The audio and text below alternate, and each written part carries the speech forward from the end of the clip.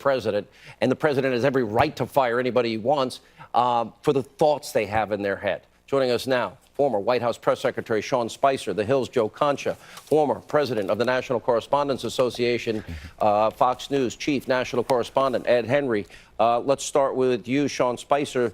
You know, it's fascinating. If anybody ever leaked any of this from any special counsel and to the New York Times, another anonymous source thing, it would be against a Democrat. You and I both know there'd be such an outcry in the country about that. Absolutely. I think that what you're seeing now is definitely concerning. And I understand why the president wants to get this wrapped up. We've seen it go over and over again for the better part of a year. No evidence has come forward. Everything gets leaked out that's disfavorable to the president. And it's about time that they fish or cut bait. The president and the White House have been very forthcoming with individuals and information. And it's about time that we either wrap this thing up or allow the president to, because the president's doing great things and has to move on the agenda of this country. What was your opinions of Mr. Comey? What does it matter? He can fire him for any reason. Joe Concha.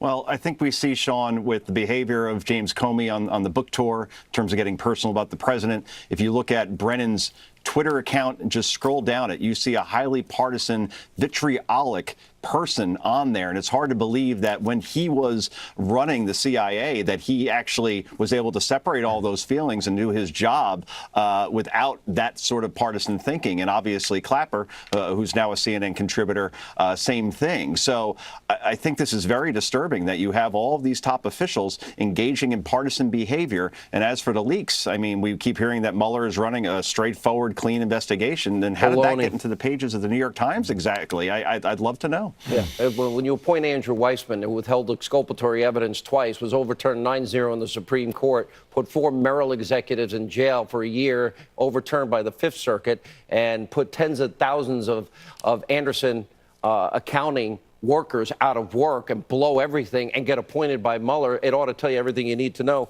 Ed Henry, quick question on the correspondence dinner.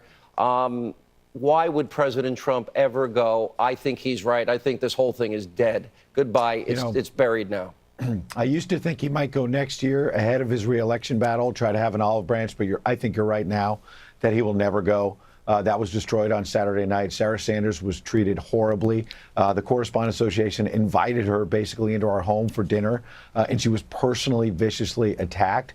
And I think it's unlikely the president will go. Pardon me. And I think that I've spoken to a lot of reporters who say that the association played right into the president's hands, and that's why he was outside the Beltway talking to the people, and inside the Beltway you had these elites, you know, sort of, beating up on Sarah Sanders, and I think it was a big, big mistake. All right, Sean, so, if I can, Ed's absolutely right. I mean, if this was a celebration of what the media thinks is the celebration of the First Amendment, I hate to see how they'd celebrate the 4th of July. There was no invocation. They gave CNN an award right off the bat on debunked information. They attacked the comedian, made derogatory comments about the tragedy on the Southwest Airlines. The vile and disgusting language they used about abortion victims was just so out of bounds. I think what yesterday was the exposure of what really is the problem that exists right now. And I hope that going forward, not only do we re-examine the need for this dinner, but a lot of folks in the media understand the concerns that people, especially conservatives, have with things like this. If this doesn't end the White House Correspondents' Dinner for this president, I don't know what would, but I'll tell you another thing. This garbage from the New York Times tonight, absolute garbage. No attorney will ever let this president sit down with Robert Mueller.